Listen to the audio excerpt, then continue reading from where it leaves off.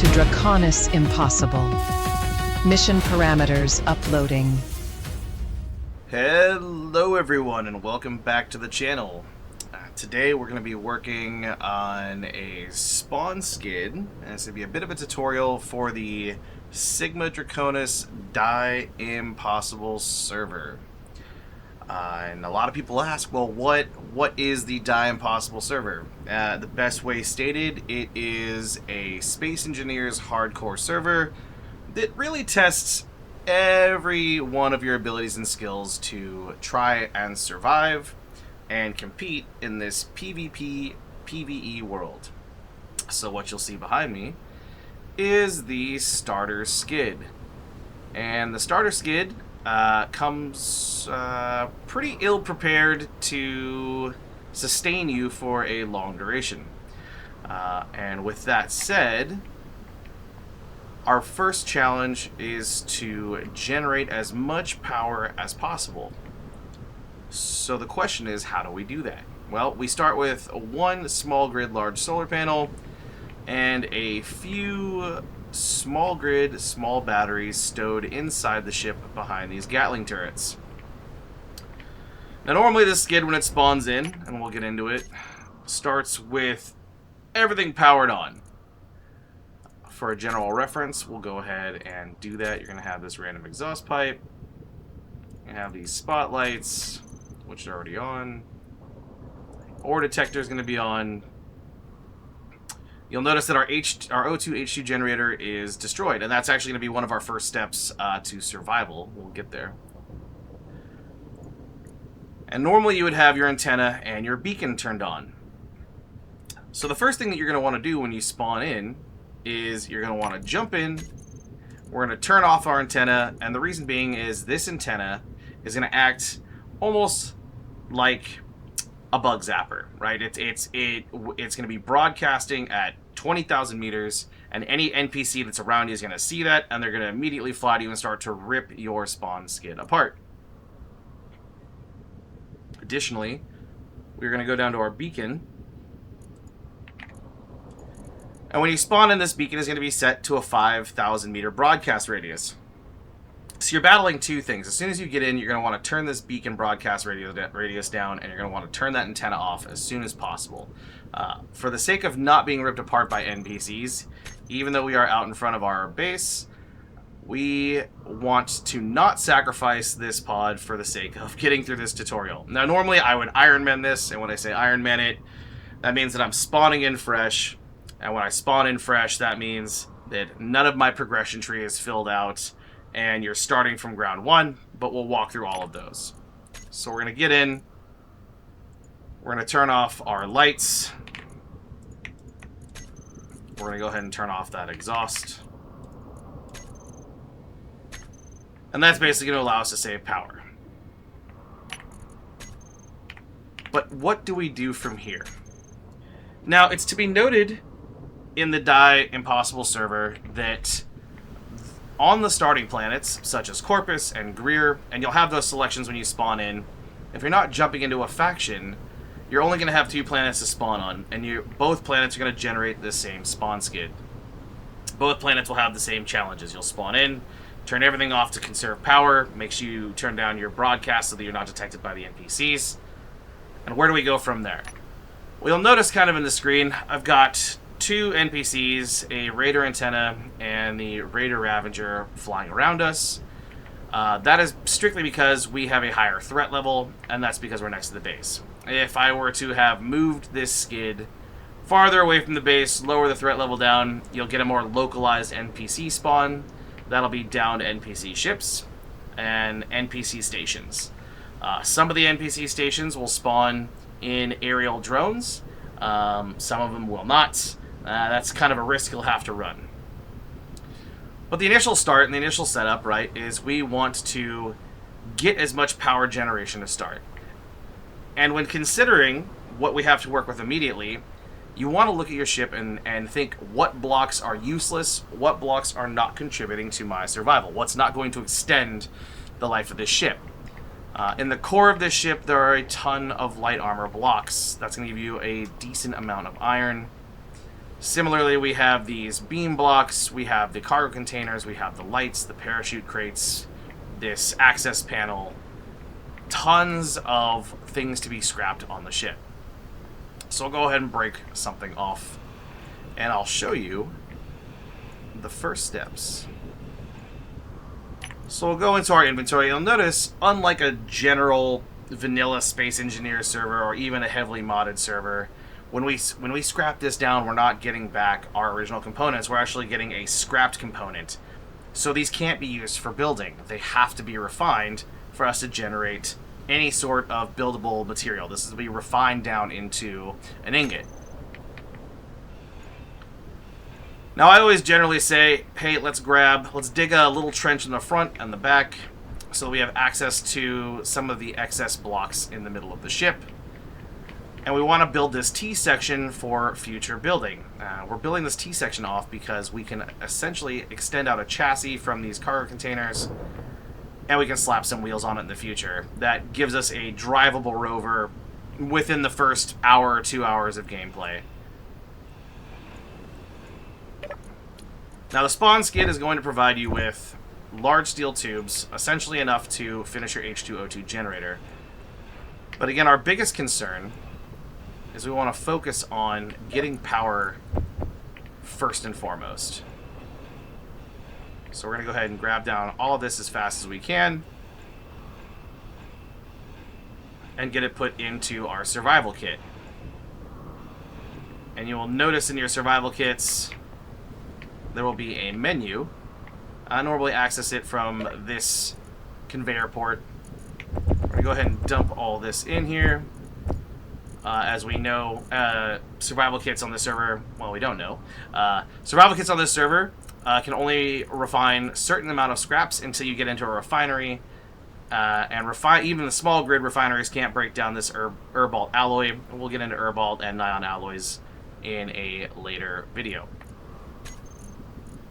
So we're going to go into our production, where in the survival kit you'll click on this scrap recycling, and I select 1,000 just to start of each, as a lot of what my focus is going to be is letting that run while I'm just grabbing loose material.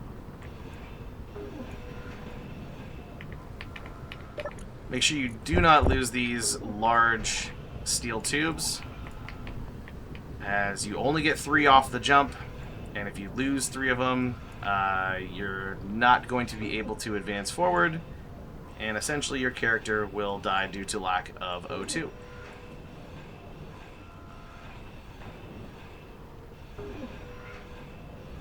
So we've got our forward cargo containers and conveyors scrapped down. We're going to jump down to the bottom of the ship, and you really need to be careful here, is we don't want to accidentally zap off our Gatling turrets. And you'll notice too that this lettering is highlighted. Sure, it's only 1 steel plate, but for the general purpose and survival, every bit of material is going to count towards your success and the future of you getting into a rover sooner than later.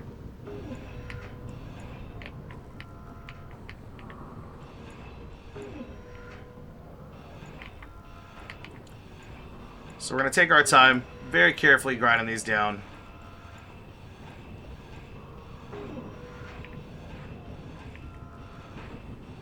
And make sure to avoid hitting anything that's inside of the ship. Now you'll notice I've got a small oxygen tank here.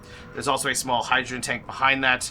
We want to keep those just so we've got some oxygen and hydrogen storage. Normally I'll scrap those down once I've depleted my oxygen, as I fit a medium cargo container in here and tie that into the conveyor tubes at the top of the ship that are hidden underneath the solar panel. This allows me to store more materials, more scrap, and also supply ammunition to the Gatling guns, or the Gatling turrets, without having to manually feed ammo into them. Because as it stands, on the skid, these Gatling turrets are not tied into anything except your small cargo containers at the bottom.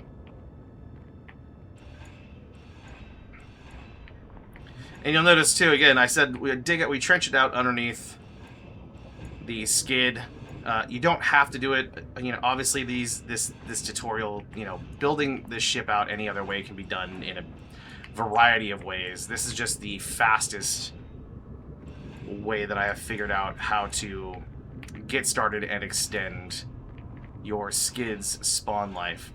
It is to be noted that as soon as your skid runs out of power, you can no longer spawn on your survival kit. And if we lose the ability to spawn on our survival kit, we completely reset our progression tree. The Die Impossible server is meant to be, as the name states, impossible. That means that your character is probably going to die many, many times. And if you generally die, you do not lose your progression tree. You just spawn back in, and everything is good to go. The only time you will lose your progression is if you lose your survival skid and have to start completely over. So we're about 3/4 of the way ground down on this survival skid. You'll notice it's getting a little bit harder to get underneath, and I need to be very careful about how I mine this out. Again, we're trying to maintain this T section so that we can add wheels at a later time. And I say at a later time because we're going to have to build an assembler. That's going to take scrapping and grabbing parts. And not really something that we can achieve at this moment. And that is because we have to build large steel tubes and small steel tubes. And the survival kit cannot generate those components. Go ahead and drop all these in and continue to let our survival kit work. Now you'll notice that there are odd parts to this game and that to this server, and as the AI core MK1 scrap, MK2 scrap, there's MK3 scrap and MK4 scrap. These are used to build more advanced components or more advanced blocks, and again we'll progress to that later as we move this spawn skid forward in the series. We're strictly focusing on power and extending survival. It is to be noted that when you do spawn in, you will spawn halfway through the day. I'm capitalizing on as much daylight as I have on the rotation of the planet, or the orbiting of the planet.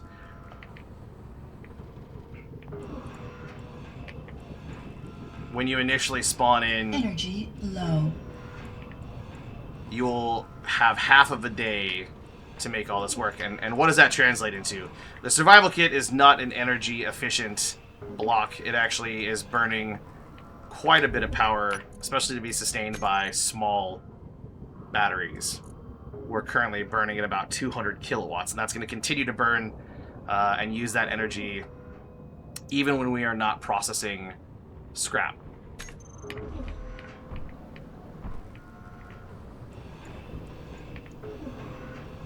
So your question would be, well, why can't we just build batteries onto the skid? And that's a very good question. The reason being is, and we can, but on the Die Impossible server, those batteries are going to be built and completed without a charge on them. Unlike your experience in vanilla Space Engineers and primarily 80% of most other servers, where you would build a battery and it would start with some charge or completely charged, on the Die Impossible server, you start with a dead battery. So we need to maximize the power that we've got in these three and the few that are kind of hidden behind these tanks.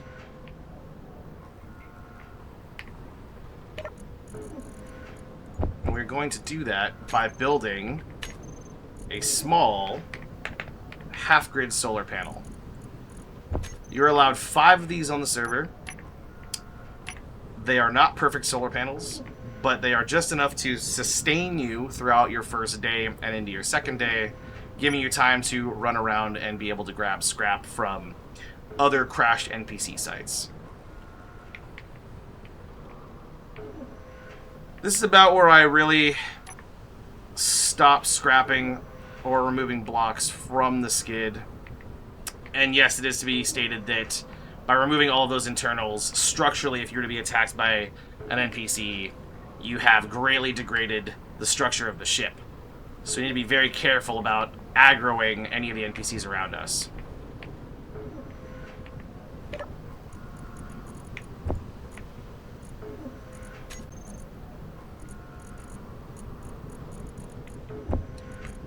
your survival kit or your spawn skid will default to processing the red MK1 cores. You can obviously change that in your production breakdown.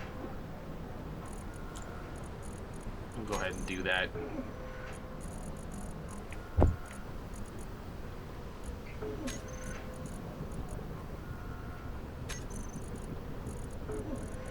And one thing you want to focus on is you in these beginning stages, you really want to focus on not burning up too much of your material. So 5 solar panels, we're going to build 10 steel plates, we'll build 10 construction components, 10 computers, 10 girders.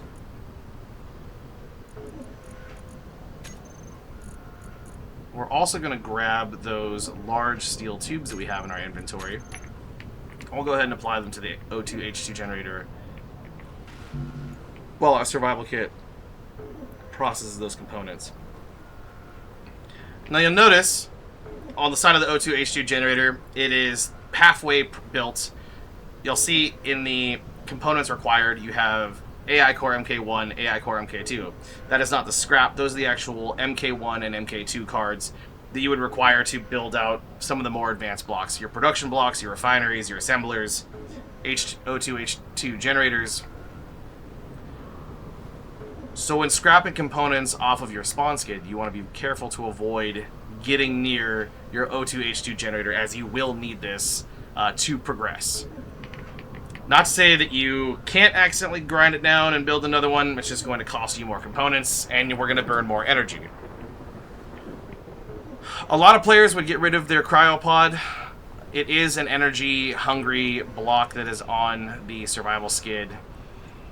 I tend to keep it as long as I can. This is because you do have basically daily need requirements. And when I say daily needs requirements, it is not the daily needs mod, but it is very similar to it. And your NPC, or your player, if you look in the bottom left corner, you'll notice that you've got food, hydration, sleep. And you have a very finite amount of surplus provided to you within the spawn skid. Coffee will take care of your sleep. Same will the Klein Cola. Your sparkling water will take care of your hydration, and your food will take care of your hunger. Some of these food resources do more and some do less.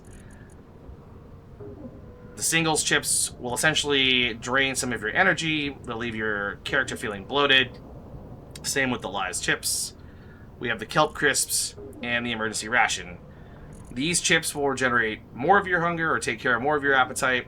The meal pack kelp crisps and the emergency ration will give you about half of your hunger back as you consume them. But the more food you consume, the more hydration you're going to burn through. Essentially, so when I am refilling those, I am consuming my food first and then topping off my hydration afterwards.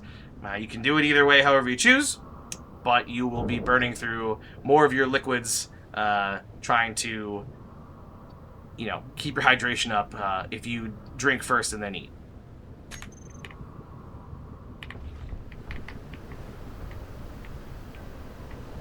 I'm going to deposit the rest of our scrap. You'll notice your survival skid is not automatically moving ingots into its processor. Essentially, you'll need to come back and do that to make sure that you're building your components out. And you'll notice, again, I'm still working from this one conveyor port on the side of the survival kit. You can grind it down. I tend to leave them there intact, just in case we are attacked by an NPC, and one of these small conveyor tubes gets blown off. We're still able to process. So what does the Die Impossible server do? What makes it hardcore? What separates it from other servers? And what keeps me coming back to it? It's a consistent challenge. It doesn't play like a lot of the other Space Engineers servers. And the argument can be made, well, Space Engineers 2 has come out, and why aren't you playing that? It's not that I don't enjoy Space Engineers 2. It's strictly because I feel that the way the Die Impossible server has been put together, it adds a lot of challenges that I believe make and compile all of your skills that you've learned while playing the vanilla Space Engineers game. how efficient can I be? How much power am I burning through? You know, how do I get to space in the most successful manner, right? It's consistently testing your ability to progress. And the smallest mistake, building a wrong component or placing a block in the wrong area, can be detrimental to your success and your survival.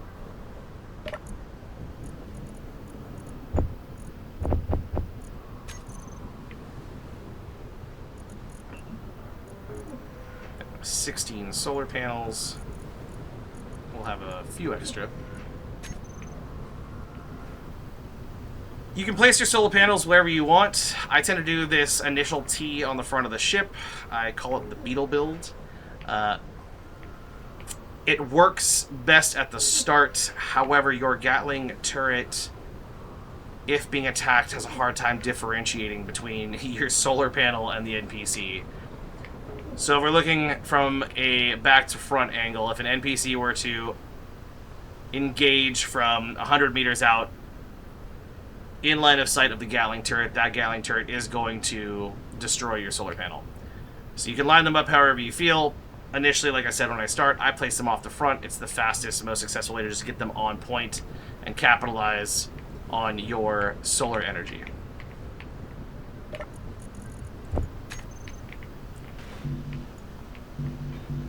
And just like that, we've got 5 half panels. Shy of solar panel.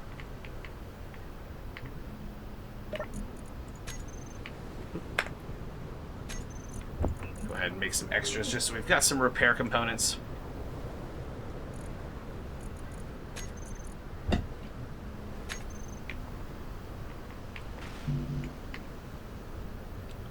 So we're short. We're short inventory to finish making. We don't have enough nickel to make the last 3 solar panels. So what can we do? As we know, your survival kit can process stone. I advise doing this as much as possible, or advise using this as much as possible, strictly because processing stone doesn't have the same return as processing and scrapping down these materials. You're going to overload yourself with gravel, and you'll see that our return is just not the same as what it is when we scrap down steel plates, computers, motors. But we are in a pinch, and for the sake of survival, and again, getting those solar panels completed as soon as possible, we'll just go ahead and gather up some more stone. Now your spawn skid will spawn you in with level 1 tools, tier 1 tools. I'm currently using tier 3 for the sake of making this tutorial as speedy as possible.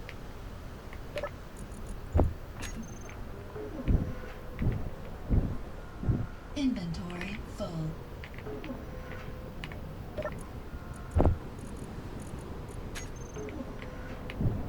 Inventory full. And I'll hop back in the cockpit as we're processing this down so you all can see Inventory just how fast we're going to burn through these batteries. We started with 2 days of potential energy as the rover sat stationary. We have about an hour's worth of runtime if we were to continue just running off the survival kit. We have about 35 minutes of daylight. So if we look at our solar output, our large panel's doing 28 kilowatts. Small panels, 5 of them are doing about 13 out of 32. That power output's going to change as the sun shifts and your location on the planet. If we're more along the equator, we're going to have more solar output. If we are at the poles, we're going to have a lower solar input and a lower power output.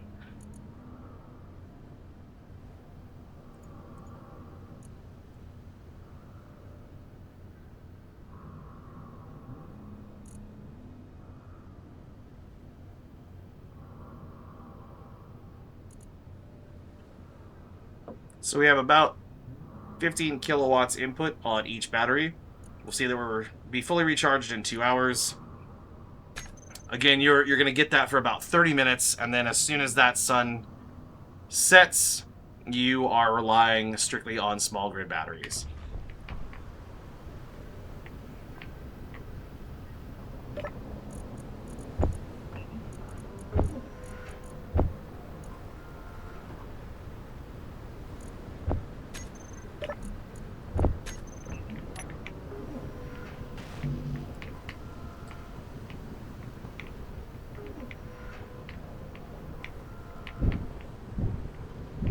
gather up more of this stone. And again, I would advise using as little stone as possible. Sometimes the NPC spawns can be a little hit and miss. Sometimes you might encounter nothing but more aggressive NPC spawns. And so we want to make sure that we're not sacrificing and losing tools by running towards the aggroed, crashed NPCs, such as turtle tanks, brick gattlers, PSI scouts. There are generally non-aggressive NPCs that'll spawn around you, from rovers to ATVs, and we can capitalize on capturing those in a future episode.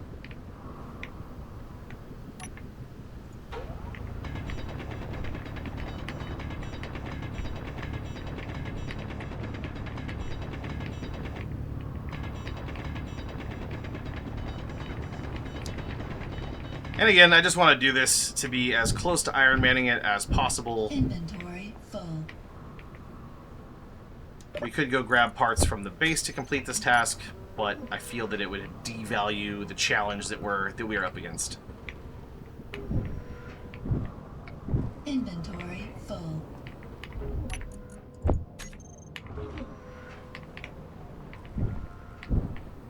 Inventory full.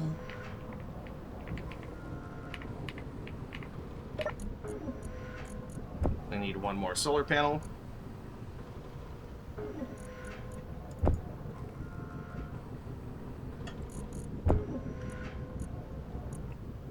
Oh. Didn't mean for that to happen, but... Oh no. Alright, cool. Glad that that went the way it did and not the other way.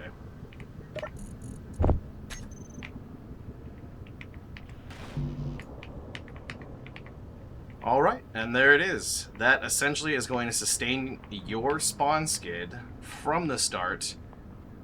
And I've had some success. I've continuously scrapped all night and been able to run on my small grid batteries all evening. Essentially being able to build out the chassis of the vehicle and survive into the next day.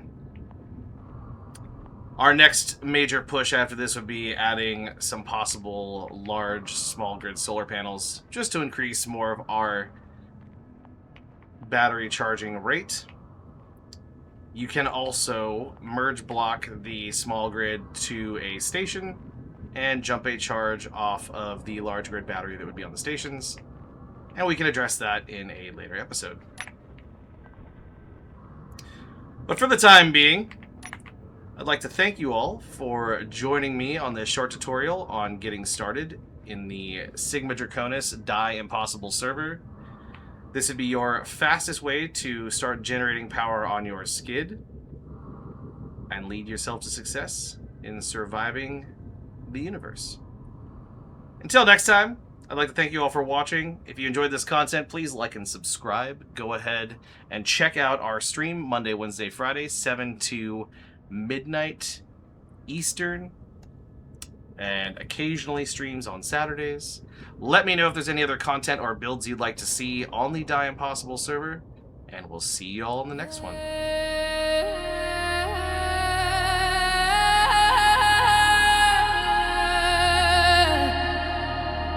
The